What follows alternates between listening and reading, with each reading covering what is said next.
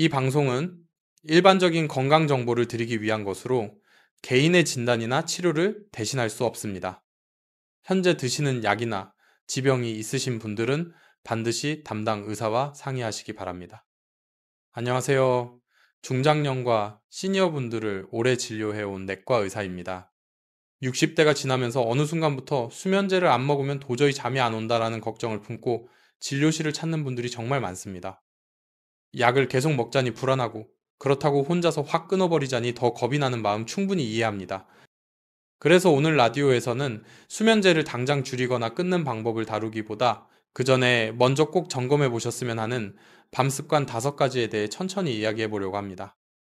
작은 습관부터 하나씩 바꾸어가는 과정이 약에만 기대지 않고 몸이 스스로 잠들 수 있는 힘을 회복하는데 얼마나 도움이 될 수 있는지 함께 살펴보겠습니다. 편안한 마음으로 끝까지 함께 해주시면 좋겠습니다. 은퇴 후 몇 년이 지나 60대 중반이 된 한 남성분이 계셨습니다. 이분은 평생 성실하게 회사 생활을 하다가 정년퇴직을 하셨고, 이제는 아내와 둘이 조용히 지내는 전형적인 한국의 아버지였습니다. 젊었을 때는 누우면 금세 잠들던 분이었습니다. 야근을 하고 집에 늦게 들어오는 날에도 베개에 머리만 대면 어떤 걱정이 있어도 푹 잠이 들 수 있었던 분이었지요. 그런데 어느 순간부터인가 밤이 달라지기 시작했습니다. 은퇴 후 아침에 일찍 일어날 이유가 줄어들고 낮에는 TV를 보다가 깜빡깜빡 졸기도 하고 친구들을 만나 술 한잔 하는 날이 잦아지면서 생활 리듬이 조금씩 흐트러졌습니다. 처음에는 나이가 들면 원래 잠이 줄어드는 거겠지 하고 가볍게 넘겼습니다. 하지만 서서히 문제가 커졌습니다. 침대에 누워 불을 끄고도 1시간, 2시간 눈만 말똥말똥 뜨고 있는 밤이 늘어났습니다. 몸은 피곤한데 머리는 깨어있는 느낌, 내일 특별히 할 일이 없는데도 이상하게 심장이 두근거리는 느낌이 자주 찾아왔습니다. 옆에서 자는 아내의 숨소리는 규칙적인데 본인은 뒤척이고 한숨을 쉬다가 결국 다시 스마트폰을 켜고 뉴스를 보고 동영상을 보고 시간을 보내다 새벽을 맞는 날이 늘어났습니다. 그렇게 몇 달을 보내던 어느 날 결국 동네 병원을 찾아가 선생님, 잠이 너무 안 와서요 하고 조심스럽게 말을 꺼냈습니다. 의사는 일단 당장 견디기 힘든 불면을 완화해주기 위해 수면제를 단기간 처방해 주었습니다. 처음에는 잠깐만 먹다가 괜찮아지면 끊으면 되지 라고 생각했습니다. 실제로 처음 며칠은 약을 먹으면 그동안의 고생이 무색할 만큼 금세 잠이 들었습니다. 아, 이렇게 편하게 잘 수 있는데 왜 진작 병원에 오지 않았을까 하는 생각까지 들 정도였습니다. 그런데 문제는 그 다음이었습니다. 처방받은 기간이 지나고 약을 줄여보려 하니 약을 안 먹는 날에는 다시 잠이 오지 않는 밤이 시작되었습니다. 내가 이 약 없이는 이제 잠을 못 자는 몸이 된 건가 하는 두려움이 마음 한구석을 차지하기 시작했습니다. 그래서 다시 병원에 가서 이번 달만 더 주세요 하고 처방을 연장받았습니다. 그렇게 한 달, 2달, 어느새 몇 년이 흘러갔습니다. 아침에 일어나면 가끔 머리가 무겁고 가끔은 밤에 화장실을 다녀오다 휘청거리는 느낌이 들기도 했지만 그래도 잠은 자야 하니까 라는 생각으로 약을 계속 먹었습니다. 가족들에게는 자세히 말하지 않았습니다. 자식들은 각자 바쁘고 괜히 걱정시킬까봐 요즘 잠이 좀 줄었지 뭐 하고 가볍게만 얘기했습니다. 그러던 중 신문이나 TV에서 수면제를 오래 복용하면 기억력에 영향을 줄 수 있다. 낙상 위험이 높아진다라는 내용을 접하게 되자 마음이 점점 더 불편해졌습니다. 이렇게 계속 먹어도 되는 걸까? 언젠가는 끊어야 하는데 도대체 어떻게 시작해야 하지 하는 고민이 밤마다 머릿속을 떠나지 않았습니다. 혼자서 마음 먹고 어느 날은 약을 절반만 먹어보기도 하고 아예 안 먹고 버텨보기도 했습니다. 하지만 그런 날에는 오히려 더 잠이 오지 않고 새벽까지 뒤척이다가 다음날 하루 종일 피곤하고 짜증이 나서 가족에게 퉁명스럽게 대하는 자신을 발견하게 되었습니다. 그렇게 실패를 몇 번 겪고 나니 역시 나는 약 없이는 못 자는구나 라는 체념과 함께 또다시 처방전을 손에 쥐고 집에 돌아오게 되었습니다. 그러면서도 마음 한편에는 여전히 질문이 남아 있었습니다. 언제까지 이 약에 기대서 살아야 할까? 나이가 더 들면 괜찮아질까? 아니면 더 힘들어질까? 혹시라도 큰 부작용이 생기면 어떡하지? 하는 불안감 말입니다. 진료실에서 이분과 마주 앉아 이야기를 듣다 보면 약 자체에 대한 두려움보다 나 스스로는 아무것도 못하고 있는 것 같다는 무력감이 더 크다는 것을 느끼게 됩니다. 오늘 이 방송을 듣고 계신 많은 60대, 70대 분들 중에도 비슷한 마음을 품고 계신 분들이 있을지 모릅니다. 수면제를 끊고 싶은데 어디서부터 손을 대야 할지 모르겠다라는 그 막막한 마음. 의사인 저도 진료실에서 여러 번 마주해 왔습니다. 그래서 오늘은 약의 이름이나 양을 이야기하기보다 이분처럼 수면제에 의존하는 생활이 길어지기 전에 혹은 이미 길어졌더라도 우리가 먼저 되돌아볼 수 있는 밤의 습관들에 대해 차근차근 이야기를 나누려고 합니다. 이제 그분이 겪고 있는 증상을 조금 더 가까이에서 들여다보겠습니다. 먼저 밤입니다. 저녁 식사를 마치고 TV를 잠깐 보다 보면 어느새 시계는 밤 11시를 넘어가 있습니다. 오늘은 약을 먹지 않고 한번 버텨볼까 하는 생각이 드는 날도 있지만 막상 불을 끄고 누워서 눈을 감으면 금세 불안이 올라옵니다. 머릿속에서는 별것 아닌 걱정거리들이 줄줄이 떠오릅니다. 내일 병원 예약 시간이 몇 시였지? 손주 생일 선물은 뭘 사줘야 할까? 건강검진에서 뭐라고 했더라? 혹시 혈압은 괜찮을까? 같은 생각들이요. 몸은 침대에 누워 있는데 마음은 여전히 하루의 일을 정리하지 못한 채 여기저기 뛰어다니는 느낌이 듭니다. 그러다 보면 어느새 침대 옆 탁자에 놓인 약봉지가 눈에 들어옵니다. 오늘만 먹고 내일부터 끊어야지 라고 스스로에게 말하며 약을 꺼내 물과 함께 삼키는 자신의 모습을 발견하게 됩니다. 약을 먹고 나서도 곧장 잠이 드는 것은 아닙니다. 언제까지 이렇게 살아야 할까 하는 자책과 걱정이 한동안 머리에 맴돌다가 어느 순간 기억나지 않는 지점에서 겨우 잠이 듭니다. 하지만 그 잠이 항상 깊고 시원한 것은 아닙니다. 새벽 2, 3시쯤 혹은 4시쯤 화장실에 가고 싶어 잠에서 덜 깬 상태로 일어나다 보면 순간적으로 방향 감각을 잃고 휘청거릴 때가 있습니다. 가끔은 문턱에 발이 걸려 아차 하는 순간 겨우 넘어지지 않고 잡고 일어날 때도 있습니다. 화장실을 다녀와 다시 침대에 누우면 그때부터가 또 문제입니다. 다시 금세 잠이 들 때도 있지만 눈이 말똥말똥해져서 1시간, 2시간 뒤척이는 날도 있습니다. 이렇게 깼다가 다시 잠이 안 오는 것도 약 때문인가? 아니면 나이가 들어서 원래 그런 건가 하는 생각이 뒤섞이면서 답답함이 밀려옵니다. 아침이 되면 알람이 울리기 전에 눈을 뜨게 됩니다. 잠에서 깨어났다는 느낌보다는 밤새 씨름을 하고 겨우 전투를 마친 것 같은 피로가 온몸에 남아 있습니다. 머리는 약간 몽롱하고 이마 쪽이 무거운 것 같기도 하고 몸이 내 몸 같지 않은 느낌이 드는 날이 적지 않습니다. 식탁에 앉아 아침을 먹는데 어제 저녁에 가족들과 나눈 대화가 잘 떠오르지 않거나 TV에서 봤던 내용이 흐릿하게만 기억나는 때도 있습니다. 혹시 내 기억력이 정말로 떨어지는 건 아닐까? 나중에 치매라도 오면 어떡하지? 하는 두려움이 마음 한쪽에서 고개를 듭니다. 낮 시간이 되면 졸음이 찾아옵니다. 소파에 앉아 TV를 보다 보면 어느새 리모컨을 손에 쥔 채 꾸벅꾸벅 졸고 있는 자신을 발견합니다. 짧은 낮잠을 잔 것 같지만 막상 시간을 보면 1시간, 2시간이 훌쩍 지나 있는 경우도 있습니다. 낮에 이렇게 자고 나면 밤에는 또 잠이 안 온다는 것을 머리로는 알면서도 몸이 너무 피곤하니 그냥 눈을 감고 버티게 되는 것입니다. 날이 지날수록 활동량은 줄어들고 밖에 나가 사람들을 만나는 일도 귀찮아집니다. 가끔은 친구들과의 약속을 잡아놓고도 요즘 잠도 잘 못 자고 피곤해서 라는 이유로 취소하고 집에만 있게 될 때도 있습니다. 그러면서도 마음속에서는 스스로에게 묻습니다. 내가 게을러져서 그런 걸까? 아니면 약 때문에 그런 걸까? 아니면 그냥 나이 탓일까? 밤과 낮이 이렇게 뒤섞인 생활이 반복되다 보면 어느 순간부터는 약을 먹어도 잠이 예전만큼 깊지 않은 것 같은 느낌이 들 수 있습니다. 그래서 어떤 날은 오늘은 약을 2알 먹어볼까? 조금 일찍 먹어볼까? 같은 위험한 생각이 스쳐 지나가기도 합니다. 하지만 막상 그렇게 마음대로 조절했다가 더 불안해지고 다음날 컨디션이 더 나빠져 본 경험이 있다면 그 이후로는 아무 변화도 시도하지 못한 채 그저 이전과 똑같은 습관을 반복하게 됩니다. 혹시 여러분도 비슷한 경험을 하고 계신가요? 약을 복용하고 있음에도 밤이 두렵고 아침이 상쾌하지 않고 낮에는 피로와 졸림이 반복되는 생활. 이게 과연 정상일까? 다른 방법은 없는 걸까? 하는 질문이 가슴에 남아 있는데 어디에 물어봐야 할지 몰라 그냥 하루하루를 보내고 계신 분들도 계실 것입니다.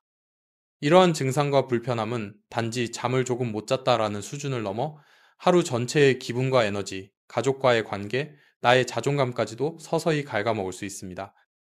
그래서 우리는 이 문제를 단순한 불편함이 아니라 내 몸과 마음의 신호로 받아들이는 것이 중요합니다. 오늘 방송에서는 바로 이 지점에서부터 왜 이런 일이 벌어지는지, 그리고 수면제를 조절하기 전에 우리가 먼저 살펴봐야 할 것들이 무엇인지 차근차근 짚어보려고 합니다. 우리가 지금까지 살펴본 이분의 밤과 낮을 떠올려 보면 도대체 왜 이렇게까지 된 걸까 하는 질문이 자연스럽게 떠오릅니다. 많은 분들이 가장 먼저 떠올리는 이유는 나이가 들어서일 것입니다. 틀린 말은 아니지만 그것만으로 설명하기에는 부족합니다. 조금 더 쉽게, 하지만 중요한 몇 가지 원인을 함께 정리해 보겠습니다. 우선 첫 번째는 몸 안의 시계가 달라졌다는 점입니다. 젊었을 때 우리 몸의 시계는 비교적 또렷하게 낮과 밤을 구분해 줍니다. 아침에 햇빛을 받으면 이제 깨어날 시간이다 라는 신호를 보내고, 저녁이 되면 서서히 졸음이 오도록 도와줍니다. 하지만 60대 이후에는 이 시계의 알람이 예전처럼 크게 울리지 않을 수 있습니다. 햇빛을 받는 시간이 줄어들고 하루 활동량이 줄어들고 실내에서 TV나 스마트폰 화면을 보는 시간이 늘어나면 몸 안의 시계는 낮과 밤을 헷갈리기 쉽습니다. 둘째는 생활 리듬의 변화입니다. 퇴직 전에는 아침에 일어나 출근을 하고 일정한 시간에 식사를 하고 정해진 시간에 집에 돌아오는 비교적 규칙적인 생활을 했을 가능성이 큽니다. 그러나 은퇴 후에는 내일 아침에 꼭 일찍 일어나야 할 이유가 줄어듭니다. 그래서 밤에 TV를 좀 더 오래 보거나 늦게까지 휴대폰을 보다가 자는 일이 잦아집니다. 낮에는 피곤하다고 느껴 소파에서 자꾸 졸게 되고, 그렇게 낮에 쌓아야 할 피로를 미리 써버리면 밤에는 정작 잠이 오지 않게 됩니다. 셋째는 마음의 리듬입니다. 나이가 들면서 건강에 대한 걱정, 경제적인 문제, 자녀와 손주에 대한 염려, 앞으로의 노후에 대한 불안 등 마음속 짐이 늘어나는 경우가 많습니다. 낮에는 사람을 만나거나 할 일을 하느라 잠시 잊고 지낼 수 있지만 밤에 불을 끄고 누우면 이 걱정들이 조용한 방 안을 가득 채우기 시작합니다. 만약 내 건강이 더 나빠지면 어떻게 하지? 혹시 검사에서 이상이 나오는 건 아닐까? 자식들에게 짐이 되면 어떡하지? 같은 생각들이 꼬리에 꼬리를 물고 이어집니다. 이렇게 마음이 흥분되고 긴장되어 있는 상태에서는 몸이 아무리 피곤해도 잠이 쉽게 오지 않습니다. 마음의 긴장 스위치가 꺼지지 않은 채로 밤을 맞이하는 것입니다. 넷째는 우리가 잘 의식하지 못하는 연결고리 때문입니다. 처음 수면제를 처방받아 복용했을 때 오랜만에 편안하게 잠이 들었던 경험은 분명 큰 안도감을 줍니다. 그 순간 우리 뇌에는 이 약을 먹으면 나는 잔다, 이 약이 없으면 나는 못 잔다라는 강한 연결고리가 만들어질 수 있습니다. 실제로는 그날 낮에 활동량이 어땠는지, 마음이 얼마나 긴장되어 있었는지, 침실 환경이 어땠는지 등 여러 가지 요소가 함께 작용했을 텐데도 우리는 그중 하나인 약에만 의미를 부여하게 되는 경우가 많습니다. 그래서 어느 날 우연히 약을 빼먹고도 잘 잔 날이 있었더라도 그 기억은 금세 잊혀집니다. 반면에 약을 안 먹고 잠을 설친 날의 기억은 오래 남아서 역시 약 없이는 안 되는구나 라는 생각을 더 굳게 만듭니다. 다섯째는 밤 습관 자체에서 오는 문제입니다. 잠이 안 온다고 해서 침대에서 스마트폰을 오래 보거나 뉴스 자극적인 영상을 계속 보는 습관은 뇌에 침대는 자는 곳이 아니라 깨어있는 곳이라는 메시지를 보냅니다. 또 잠이 오지 않는 초조함을 달래기 위해 야식을 먹거나 술 한 잔을 더하는 습관은 잠깐 마음을 편하게 하는 것 같지만 결국은 위장과 간, 심혈관계에 부담을 주어 수면의 질을 떨어뜨릴 수 있습니다. 결국 이 모든 요소들이 겹겹이 쌓이면서 나이가 들어서 잠이 줄었다는 단순한 말만으로 설명할 수 없는 복잡한 상황이 만들어집니다. 몸 안의 시계가 흐려지고 생활 리듬이 흐트러지고 마음의 걱정이 잠들기 직전까지 계속되고 침대와 스마트폰 TV가 하나로 엉켜있는 생활 속에서 우리 뇌는 스스로 잠드는 방법을 서서히 잊어버리게 됩니다. 여기에 수면제가 임시 열쇠처럼 개입합니다. 처음에는 굳게 잠겨있던 문을 열어주는 고마운 도구처럼 느껴집니다. 그러나 문짝을 튼튼하게 고치지 않고 집 안의 구조를 정리하지 않고 불필요한 짐을 치우지 않은 상태에서 열쇠만 의지해 문을 열다 보면 시간이 지나면서 집안은 점점 더 어지러워질 수 있습니다. 수면제 자체를 나쁘다고 볼 것이 아니라 나는 이 열쇠에만 의존하고 있지는 않은가, 집안을 정리하는 노력은 하고 있는가를 돌아보는 것이 중요합니다. 정리해보면 지금의 불면과 수면제 의존은 단순히 한 가지 요인 때문이 아니라 나이 들면서 자연스럽게 변하는 몸의 시계, 은퇴 이후의 생활 리듬 변화, 마음속 걱정과 불안, 그리고 밤 시간의 여러 습관들이 오래도록 겹쳐진 결과일 가능성이 큽니다. 그래서 해결 방법 역시 약을 줄이느냐 마느냐라는 단순한 선택이 아니라 이 여러 층을 하나씩 정리해 나가는 방향이 되어야 합니다. 다음으로는 몸 안에서는 구체적으로 어떤 변화들이 일어나고 있는지, 수면과 관련된 호르몬과 신경의 균형이 어떻게 달라지는지를 조금 더 쉽게 풀어 설명드리겠습니다. 우리 몸 안에서 잠과 깨어 있음은 생각보다 정교한 팀워크로 이루어져 있습니다. 조금 쉽게 비유하자면 집안에 여러 개의 스위치와 타이머가 있어서 낮에는 불을 환하게 켜두고 밤에는 하나씩 불을 줄여가며 조명을 낮추는 시스템과 비슷합니다. 이 시스템을 움직이는 핵심 요소가 바로 몸 안의 시계, 호르몬, 그리고 자율신경입니다. 먼저 몸 안의 시계부터 생각해 보겠습니다.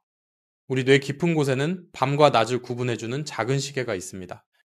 아침에 눈을 뜨고 햇빛을 받으면 이 시계는 이제 활동을 시작하자라는 신호를 보내고, 저녁이 되어 빛이 줄어들면 서서히 이제 잠잘 준비를 하자라고 알려줍니다. 이 과정에서 멜라토닌이라는 호르몬이 중요한 역할을 합니다.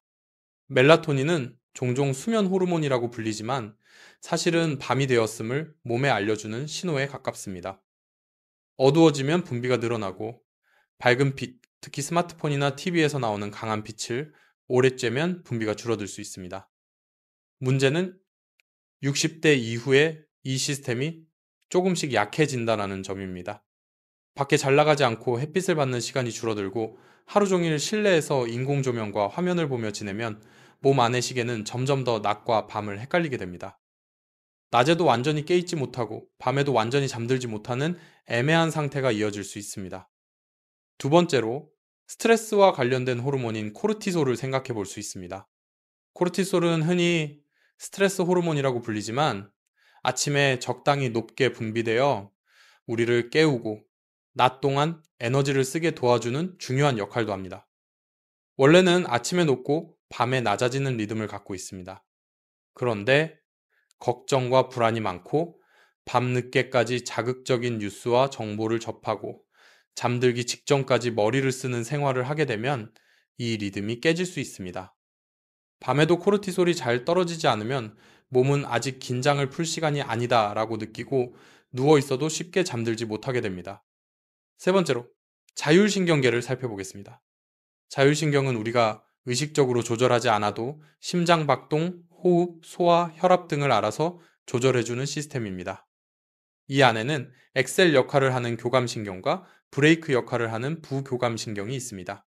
낮에는 어느 정도 긴장이 필요하기 때문에 교감신경이 조금 더 활발하게 일하고 밤에는 브레이크인 부교감신경이 강해지면서 몸과 마음을 차분하게 가라앉혀줘야 합니다. 하지만 늘 긴장하고 걱정이 많고 잠들기 직전까지 스마트폰으로 뉴스와 정보를 계속 확인하는 습관이 있으면 교감신경이 밤까지 계속 엑셀을 밟고 있게 됩니다. 가슴이 두근거리고 사소한 일에도 예민해지고 누워서도 무언가 해야 할 것 같은 느낌에서 벗어나지 못하는 이유가 여기에 있습니다. 네 번째로 뇌 속에서 잠과 관련된 여러 물질들의 균형을 생각해 볼 수 있습니다. 우리 뇌에는 쉽게 말해 깨어있게 하는 쪽과 졸리게 하는 쪽이 서로 줄다리기를 하고 있습니다.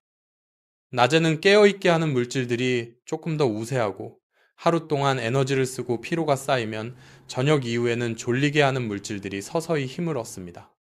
그런데 낮에 움직임이 적고 소파에서 자꾸 졸고 카페인을 늦게 마시고 밤까지 강한 빛과 자극을 계속 받으면 이 균형이 흐트러집니다. 낮에는 애매하게 피곤하고 밤에는 애매하게 깨어있는 상태가 되는 것입니다. 다섯 번째로 위장과 혈당의 리듬도 영향을 줍니다. 밤 늦게까지 과식하거나 야식을 자주 먹거나 자극적인 음식과 술을 즐기는 습관은 위장과 간에 부담을 줍니다. 속이 더부룩하거나 쓰린 상태에서는 깊은 잠을 자기 어렵고 자는 동안에도 여러 번 깨게 됩니다. 혈당이 들쭉날쭉하면 자는 동안에도 심장이 두근거리거나 땀이 나는 느낌, 갑작스런 각성이 찾아올 수 있습니다.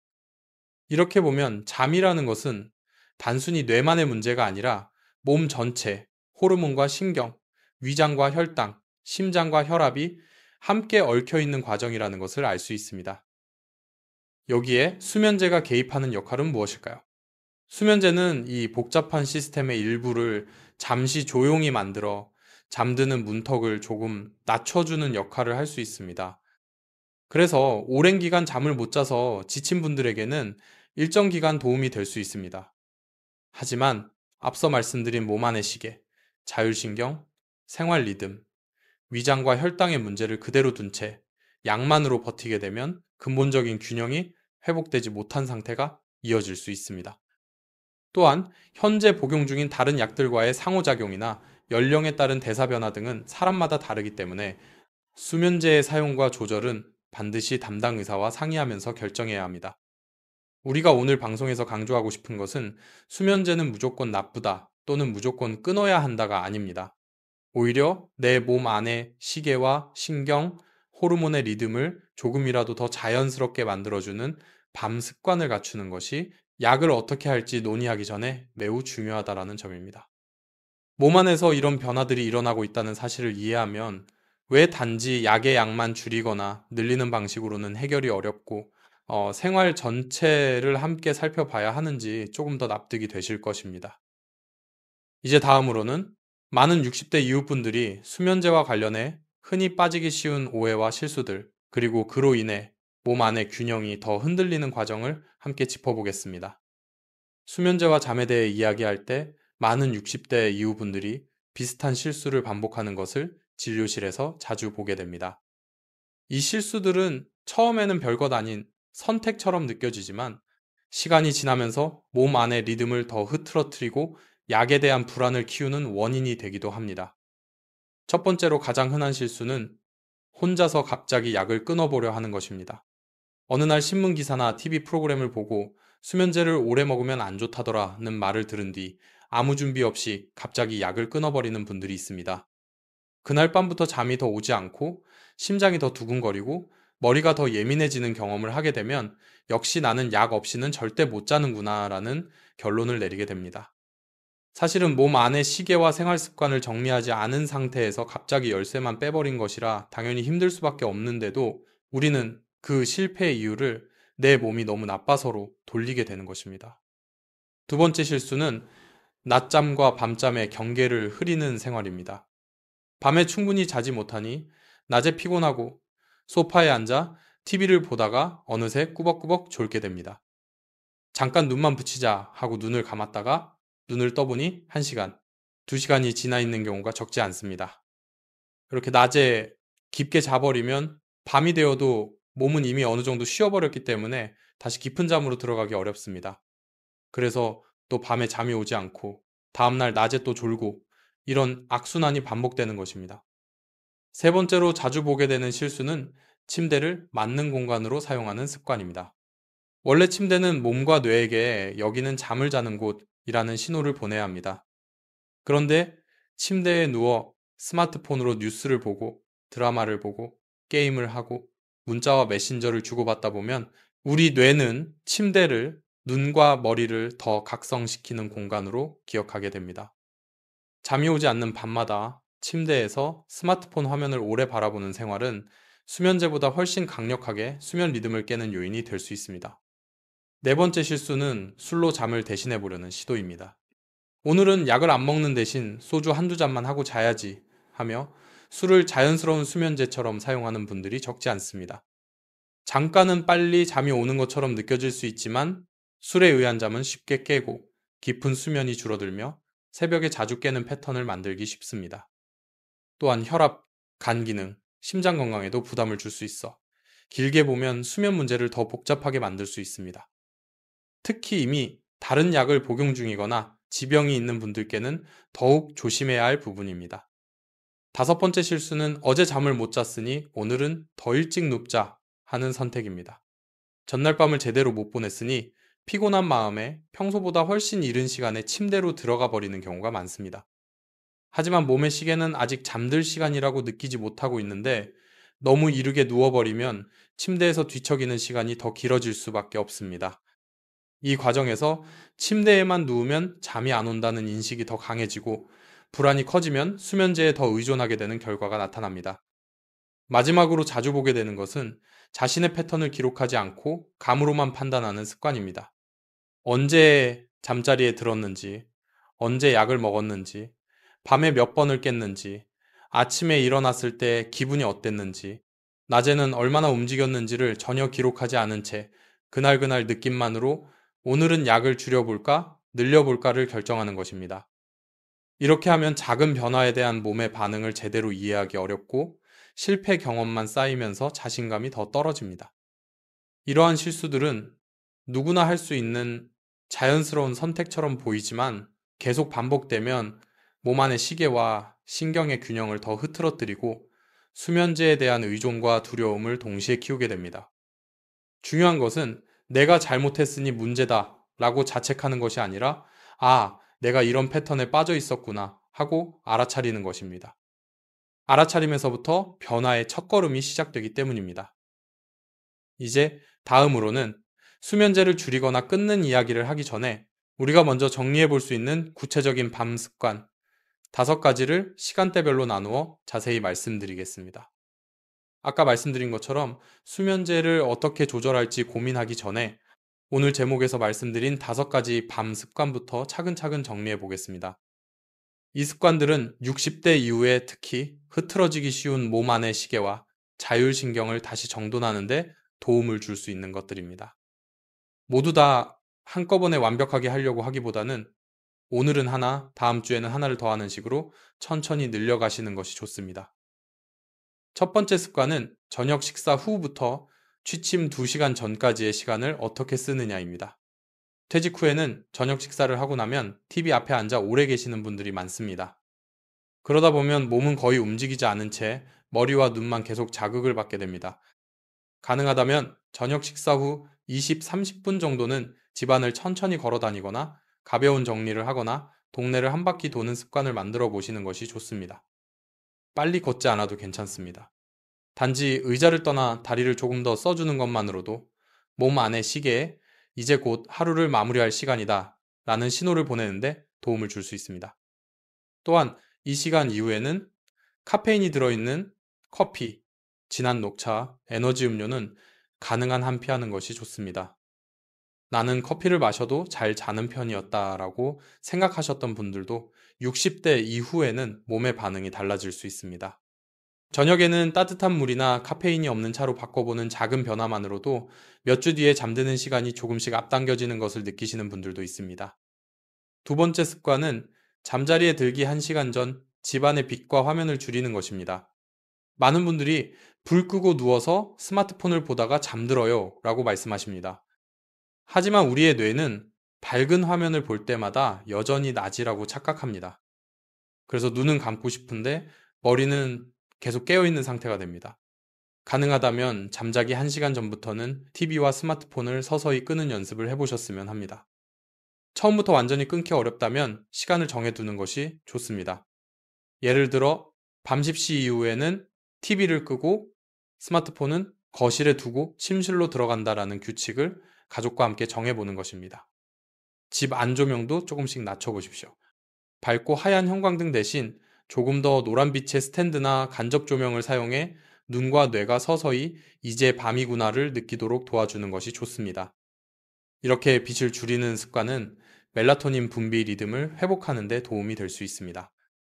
세 번째 습관은 침대에 눕기 전 15분 동안 몸과 마음의 브레이크를 밟는 작은 의식을 만드는 것입니다. 많은 분들이 TV를 보다가 스마트폰을 보다가 갑자기 끄고 바로 침대로 들어갑니다. 하지만 자동차도 급브레이크를 밟으면 차 안이 흔들리듯이 마음에도 완만하게 속도를 줄이는 시간이 필요합니다. 예를 들어 잠들기 전 10분 동안은 조용한 곳에 앉아 호흡에만 집중하면서 천천히 숨을 들이쉬고 내쉬는 연습을 해볼 수 있습니다. 둘째, 셋째까지 세면서 숨을 들이쉬고 다시 둘째, 셋째까지 세면서 길게 내쉬는 식으로 호흡을 고르게 맞추는 것입니다. 또는 의자나 침대 옆에서 종아리와 허벅지, 어깨를 가볍게 풀어주는 스트레칭을 해보셔도 좋습니다. 이 시간에는 아무런 뉴스나 자극적인 내용은 보지 않고 오늘 하루를 짧게 떠올리며 그래, 오늘도 여기까지 잘 버텼다 라고 스스로에게 말을 건네보십시오. 이러한 작은 의식은 처음에는 어색하지만 며칠, 몇 주 반복하다 보면 뇌가 이 의식이 끝나면 잠잘 준비를 하는구나 라고 기억하게 됩니다. 네 번째 습관은 침대를 잠만 자는 장소로 다시 되돌려주는 것입니다. 지금 침대 위에서 여러분은 무엇을 하고 계신가요? 스마트폰, TV, 간식, 통화, 고민, 생각, 정리까지 모든 것을 침대에서 해결하고 계시지는 않은지 돌아볼 필요가 있습니다. 뇌는 생각보다 단순해서 같은 장소에서 같은 행동을 반복하면 그 장소와 행동을 강하게 연결해 기억합니다. 그래서 침대에서 TV와 스마트폰을 많이 사용하면 침대에만 누워도 머리가 자동으로 깨어나는 반응이 생길 수 있습니다. 가능하다면 앞으로는 침대 위에서는 잠을 자거나 잠이 들기 어려울 때 조용히 눈만 감고 쉰다라는 원칙을 정해보셨으면 합니다. 책을 읽거나 스마트폰을 보는 시간은 거실 소파나 식탁 의자로 자리를 옮겨 보십시오. 혹시 침대에 누웠는데 20, 30분이 지나도 도저히 잠이 올 기미가 보이지 않는다면 억지로 버티기보다 조용히 일어나 다른 방에서 조용한 활동을 하다가 다시 졸음이 올 때 침대로 돌아오는 것도 한 방법입니다. 이렇게 하면 조금 시간이 걸리더라도 침대와 잠 사이의 연결고리를 다시 만드는 데 도움이 될 수 있습니다. 다섯 번째 습관은 수면제와 잠에 대한 나의 패턴을 기록하는 것입니다. 지금까지는 느낌과 기억에만 의존해서 요즘 더 못 자는 것 같다, 약을 줄였더니 더 힘들다라고 판단해 오셨을 수 있습니다. 이제부터는 작은 공책이나 노트를 하나 정해서 날짜별로 잠깐씩 기록을 남겨보셨으면 합니다. 예를 들어 몇 시에 잠자리에 누웠는지, 약은 몇 시에 먹었는지, 밤에 몇 번쯤 깼는지, 아침에 일어났을 때 기분이 어땠는지, 낮에는 어느 정도 움직였는지를 짧게 적어보는 것입니다. 처음에는 번거롭게 느껴질 수 있지만 이렇게 한두 주만 기록을 모아도 본인과 담당 의사가 함께 패턴을 파악하는 데 큰 도움이 됩니다. 이 기록은 수면제를 갑자기 혼자 줄이려 하기보다 담당 의사와 상의하면서 천천히 조절할 때 중요한 참고 자료가 됩니다. 또한 어떤 날은 약을 먹었는데도 더 힘들었구나, 어떤 날은 약을 덜 먹었어도 낮에 많이 움직여서인지 오히려 괜찮았구나처럼 그동안 놓치고 있던 연결고리를 발견하는 데도 도움이 됩니다. 정리해보면 오늘 말씀드린 5가지 밤 습관은 저녁 식사 후에 몸을 조금 더 움직여주는 것, 잠들기 1시간 전부터 빛과 화면을 줄이는 것, 잠자리에 들기 전 짧은 의식을 통해 마음의 브레이크를 밟는 것, 침대를 다시 잠을 위한 장소로 되돌려주는 것, 그리고 수면과 약에 대한 나의 패턴을 기록하는 것입니다. 이 습관들은 수면제를 바로 줄이거나 끊는 것이 아니라 그 이전에 몸과 마음의 바탕을 다지는 과정이라고 생각하시면 좋겠습니다. 현재 복용 중인 약이나 지병이 있으신 분들은 이런 생활 습관 변화를 시도하면서 느끼는 변화들을 기록해 두었다가 담당 의사와 상의하시는 것이 권장됩니다. 혼자서 갑자기 약을 끊기보다 이런 준비 과정을 거쳐 함께 계획을 세우는 편이 훨씬 안전하기 때문입니다. 지금까지는 생활 습관을 중심으로 이야기를 나누었지만 생활 습관만으로는 해결하기 어려운 경우도 분명히 있습니다. 그래서 언제쯤은 꼭 병원에서 담당 의사와 상의해야 하는지를 분명하게 알고 계시는 것이 매우 중요합니다. 먼저, 수면제를 이미 오래 복용하고 계신 분들입니다.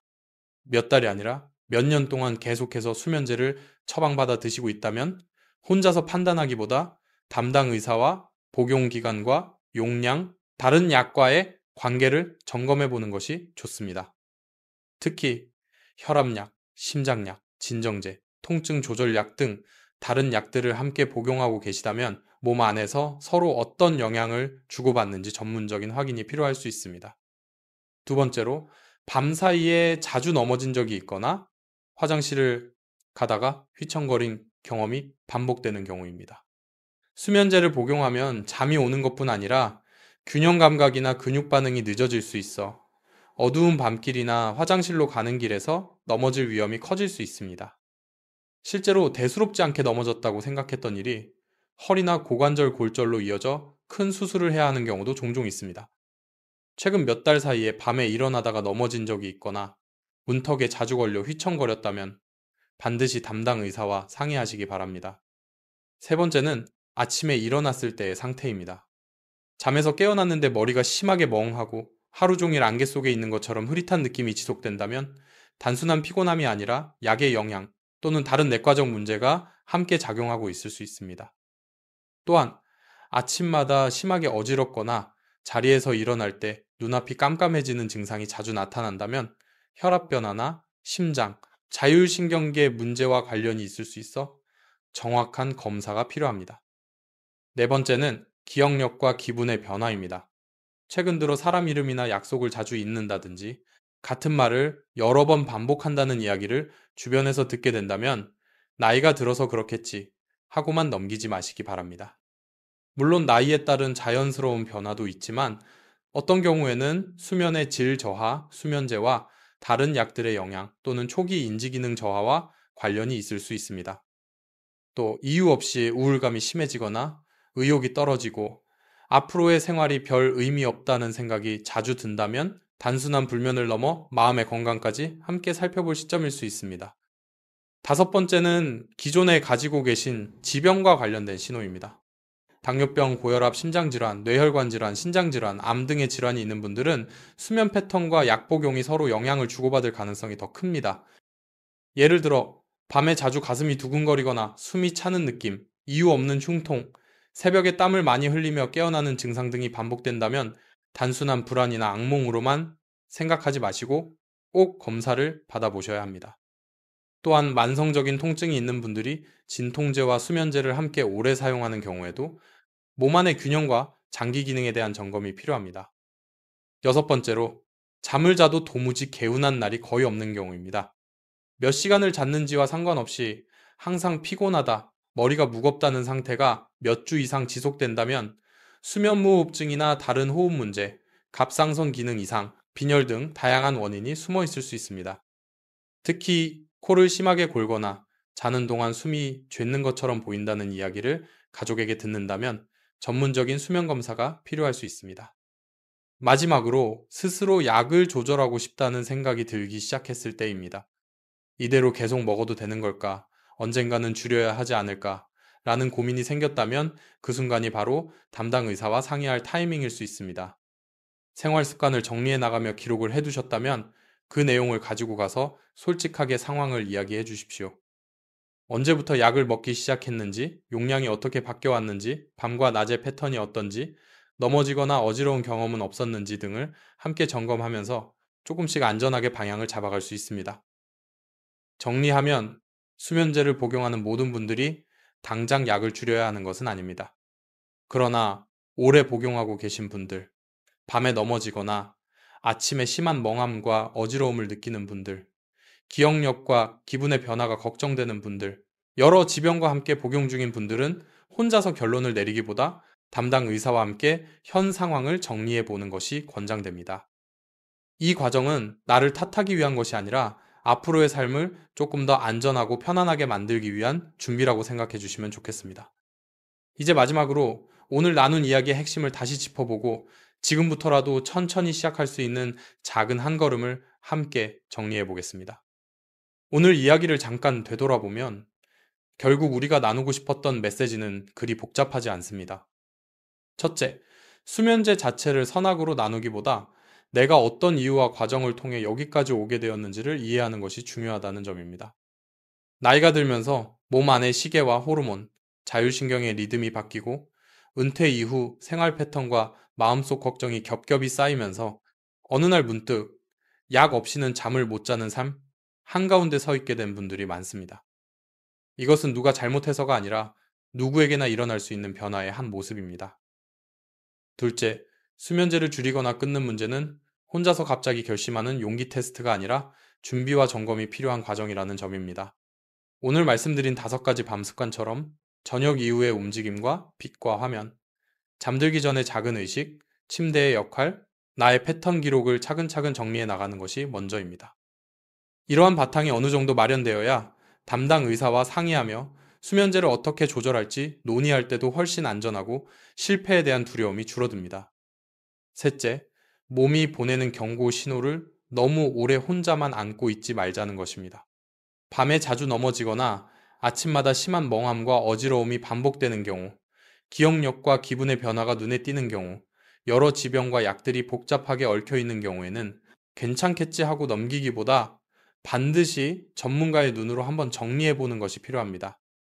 이것은 나를 탓하기 위한 검사가 아니라 앞으로의 10년, 20년을 더 안전하게 살아가기 위한 준비라고 생각해 주셨으면 합니다. 혹시 이 방송을 들으면서 내 이야기 같다는 생각이 드셨나요? 매일 밤 약봉지를 바라보며 오늘은 어떻게 해야 할지 망설이던 마음, 약에 기대는 내가 싫으면서도 약을 끊을 자신은 없는 마음, 아침마다 머리가 무겁고 하루가 버겁게 느껴지는 그 피로를 저는 진료실에서 여러 번 마주해 왔습니다. 그래서 감히 말씀드리고 싶습니다. 혼자만의 문제라고 여기지 않으셔도 된다고, 너무 늦었다고 포기하지 않으셔도 된다고 말입니다. 수십 년 동안 굳어진 생활 습관과 몸의 리듬을 하루아침에 바꾸기는 어렵습니다. 하지만 오늘 이야기한 5가지 중 단 한 가지라도 정해서 오늘 밤부터 실천해 보는 것은 가능합니다. 저녁 식사 후 10분만이라도 더 걸어보기, 잠들기 1시간 전 스마트폰을 꺼보기, 자기 전 10분 호흡과 스트레칭을 해보기, 침대에서는 스마트폰을 내려놓아 보기, 오늘의 잠과 약을 간단히 적어보기, 이 중에서 가장 부담이 적게 느껴지는 것 하나를 선택해 이번 주는 이것만 지켜보자 라고 약속해 보셨으면 합니다. 완벽하게 지키지 못해도 괜찮습니다. 일주일 중 사흘만 성공해도 그 사흘이 쌓여서 한 달, 1년 뒤에 몸과 마음을 서서히 바꿀 수 있습니다. 그리고 그 과정에서 느낀 변화와 어려움을 솔직하게 기록해 두었다가 다음 진료 때 담당 의사와 함께 나누어 보십시오. 그것이 바로 수면제 이후의 삶을 조금씩 준비해 가는 길입니다. 오늘 방송을 마무리하기 전에 다시 한번 꼭 드려야 할 말씀이 있습니다. 이 방송의 내용은 60대 이후 수면제 복용과 밤 습관에 대해 이해를 돕기 위한 일반적인 건강 정보입니다. 각자의 병력과 현재 복용 중인 약, 생활 환경에 따라 필요한 점검과 대처 방법은 달라질 수 있습니다. 따라서 방송에서 들으신 내용을 바탕으로 혼자서 수면제 복용량을 조절하거나 갑자기 끊거나 다른 약과 임의로 바꿔 드시는 것은 권장되지 않습니다. 현재 드시고 있는 약이나 지병이 있으신 분들은 꼭 담당 의사와 상의하신 뒤에 자신의 상황에 맞는 방법을 함께 찾으시기 바랍니다. 오늘도 자신의 잠과 건강을 위해 이 시간을 함께 해주셔서 감사합니다. 지금부터라도 밤 습관을 한 걸음씩 바꿔가며 약에만 기대지 않고도 조금 더 편안한 잠을 찾을 수 있기를 진심으로 응원합니다. 지금까지 여러분의 밤을 함께 고민하는 의사였습니다. 다음 시간에 또 인사드리겠습니다. 편안한 밤 되시기 바랍니다. 이 방송은 일반적인 건강 정보를 제공하기 위한 것이며 개인의 진단이나 치료를 대신할 수 없습니다. 현재 복용 중인 약이나 지병이 있으신 분들은 반드시 담당 의사와 상의하시기 바랍니다.